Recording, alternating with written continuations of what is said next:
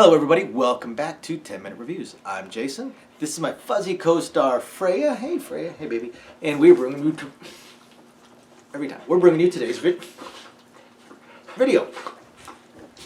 Okay, as always guys, please please hit the like and subscribe buttons. That's it. Thank you.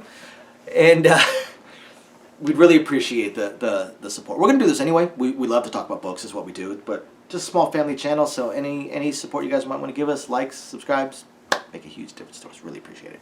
So today I want to talk about an author, I almost said a book, an author and a series that I've talked about in the past. I'm going to skip the usual 4 categories because I've already talked about it when I talked about the first couple of books.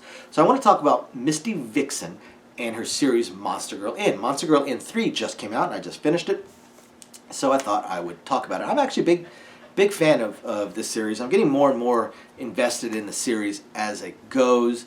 You know, some of Misty Vixen's books are absolutely phenomenal. Some are I'm not huge fans of, but overall, a lot of fun. This is one of my favorite series that she writes. Most of her series, I've noticed, get better after the first book, and this one for sure. I do consider book 2 to be a little bit stronger, but this one, great book, and definitely advancing the plot some more. Although it's tough to say plot, so to speak, because this is really more of a slice of life type of book, kind of like Monster Masseur, which is also one of my favorites.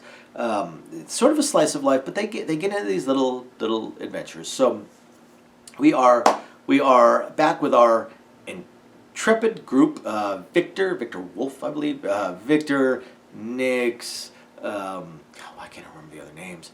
Victor, Nix, Delphine. You know, we've got all the characters. We've got the Viper. We've got the Succubus, Jesse, the Dragon, the Paladin.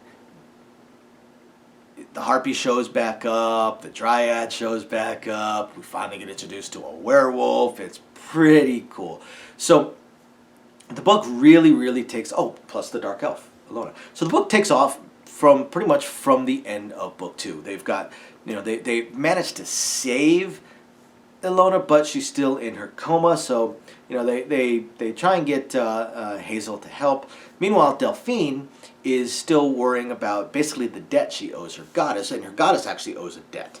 That the goddess helped out Ilona, but incurred a debt from some other god possibly or somewhere, but incurred a debt that Delphine has to make good on, which is to clear out that prison, the prison of Rot, I think it's called, that they entered into in book 2 to get that magical artifact. They realized it was far too strong for them, but they, you know, at least Delphine has the quest now from her goddess that she must clear it out. And of course, all of the friends are going to help, but they know that they are not strong enough for it. They need some more help. They figure they need 2 to 3 more combatants, magical or frontline. They need help. So leading up to this, they decide they're going to try and clear out some other minor stuff in the area. So they end up clearing out a haunted house. It's pretty funny. And then they go on their usual travel around the hinterlands to try and recruit help. They have to go find the Harpy. Then they have to go find the Dryad, and along with that, they stumble across Casey the werewolf.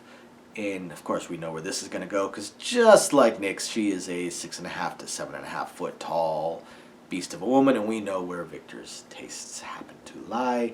Or if we don't, then we were not reading the first couple of books, or just didn't retain anything. So we know where Victor's tastes lie. So of course, we know where that's going to end up going. But in order to get Casey to help, they have to help her with her little quest. Because in this world, while there are werewolves, there are also feral werewolves. And the feral werewolves are much more like the werewolves that we know from our own type of horror movies and mythology and stuff like that, where they're the typical werewolf that you might expect that just attack everything on sight sort of thing.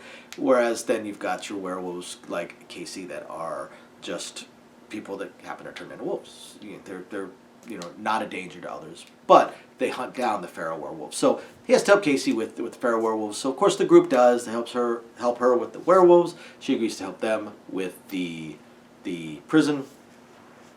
So and it's interesting because this book has a couple different adventures all sort of put into one. So again, I don't really call it like this big overarching plot because it's more of a slice of life that has a few little adventures thrown in there, and of course some deaths and stuff like that. And there's always a few little threads here and there, but they clear out. So they clear out the haunted house. Then they go to the prison, and that's pretty interesting. That's one of the bigger chunks adventure wise of the book because it's pretty intense. It's pretty intense. It's pretty awesome. And then from there, they figure they're done. They figure they can calm down. They figure they can relax. They figure, hey, let's get this inn going. We can finally just chill out and have a little bit of a life. And then the local lord sends some troops out to try and intimidate them. Of course, you've got a local lord's basic troops, and then you've got on the other side a viper, a demon, a dragon, a werewolf, a paladin.